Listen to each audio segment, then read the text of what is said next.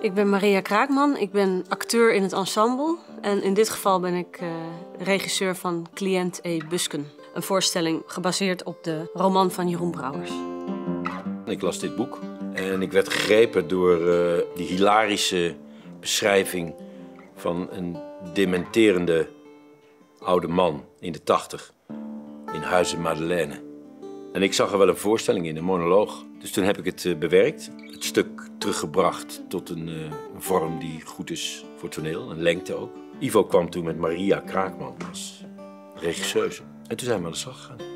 Als je iets denkt, dan moet je je er bewust van zijn dat je iets denkt en dat vasthouden.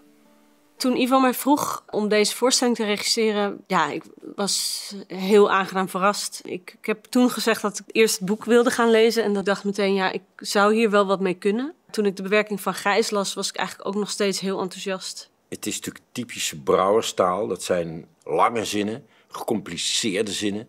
Hij speelt echt met taal. Anders vouwt het ene dat je denkt zich per willekeurige associatie om het ander heen. Dat is niet helder denken. Wat ik er erg aantrekkelijk aan vond in die taal is dat het en tragisch en ook geestig is. Zogenaamd in gedachten denk je in feite niets. Flitsen. Ja, ik vind de taal van Jeroen Brouwers ongelooflijk smullen. Ik vind het echt heerlijke taal. Het zijn zulke rijke zinnen en vooral heel geestig. Maar het kan van één zin van heel geestig naar heel tragisch gaan. En Gijs is als geen ander de acteur die dat kan. Dat zijn zo van die dingen waar ik over nadenk. Als filosoof. Nou ja, je kruipt in het hoofd van deze man. Je maakt mee wat hij meemaakt. En het gaat over de onttakeling van het lichaam en de geest. En tegelijkertijd is het laatste waar deze man zich nog aan vasthoudt, is zijn denken. Hij kan nog denken, hij heeft nog een fantasie. Hij heeft nog een levendige fantasie. En die deelt hij via mij met het publiek. Mij vertelt nooit iemand iets. Want, dames en heren, beste reizigers, ik ben aan het dementeren. Of kind, of mattaklap. Tot meneer Busken dringt niets meer door. Welk een grove misvatting.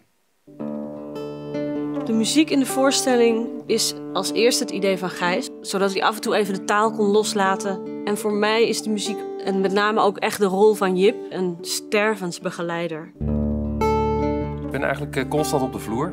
Ik zie er ook heel cool uit. Ik heb er nog nooit zo uitgezien, maar het refereert een beetje aan de glam rock, David Bowie-achtige 60s tijd. 24 years ago, I come into this life. Je kan je afvragen, ben ik er echt of ben ik er niet? Ben ik de jongere versie van meneer Busken misschien wel? Ben ik wie hij denkt dat hij nog steeds is? Of iemand die hij zou willen zijn? Maar aan de andere kant zijn er ook zoveel referenties naar de kleuren blauw, naar vlindertjes, naar allemaal dat soort zaken. Die je ook op mij zou kunnen projecteren. And the flower doesn't blossom on a storm. Bij ITA ben je toch meer een schakeltje in een heel groot systeem. En omdat Gijs natuurlijk de enige is die speelt en ik de enige ben die muziek maakt, waren we gewoon heel kort op de bal met elkaar lekker aan het zoeken. En ging Gijs zo van, nou, laten we gewoon een gooi doen. En dan begon hij een stuk tekst te doen en dan zat ik ernaast. En zo zijn we eigenlijk door het hele stuk heen gedanst, als het ware.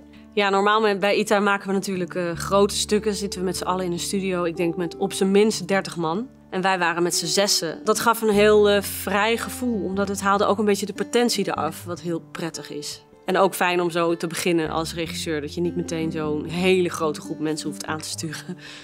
Ik had dit idee, ik had de muziek verzonnen. En Maria zei wel, ja, ik ga er wel mee aan de haal. Het wordt wel ook mijn voorstelling, dus we moeten dat samen gaan maken. En zij heeft mij vooral heel sterk gekadreerd, heel sterk kader aangegeven waarbinnen ik moet opereren. En juist doordat het zo streng geregisseerd is, heb ik het gevoel dat ik heel veel vrijheid heb binnen die beperking. Dezelfde vrijheid die E. Busken in zijn hoofd voelt als hij vastgesnoerd zit in die rolstoel. Dan heeft hij één ontsnapping en dat zijn zijn gedachten. Alcoholisme, aderverkalking, Alzheimer. Alles begint in A en eindigt in A. Het is echt een tour de force van Gijs. Hij moet echt elke avond de blubber in. Meneer Busken ook, die man is dement, dus die wordt de hele tijd verrast door van alles. En Gijs moet die concentratie ook helemaal in elke avond. Zo ook Helga. Dus alleen daarvoor zou ik al hier naartoe gaan, ja, om hem te zien zoeken. Er zit systeem in mijn waanzin. Het is taal, muziek. Het is de onttakeling van de man die nog wanhopig vasthoudt aan zijn jeugd, aan seks, drugs en rock'n'roll. Wat hij niet meer kan, want hij is 82. Dus die aftakeling is tragisch en komisch. Why don't you all fade away? Als je van taal houdt, als je van Brouwers houdt, als je van Gijzen houdt, dan moet je echt komen kijken. En dan zit er ook nog hele fijne muziek bij, dus dat is dan nog extra mooi meegenomen. I hope I die before I get old.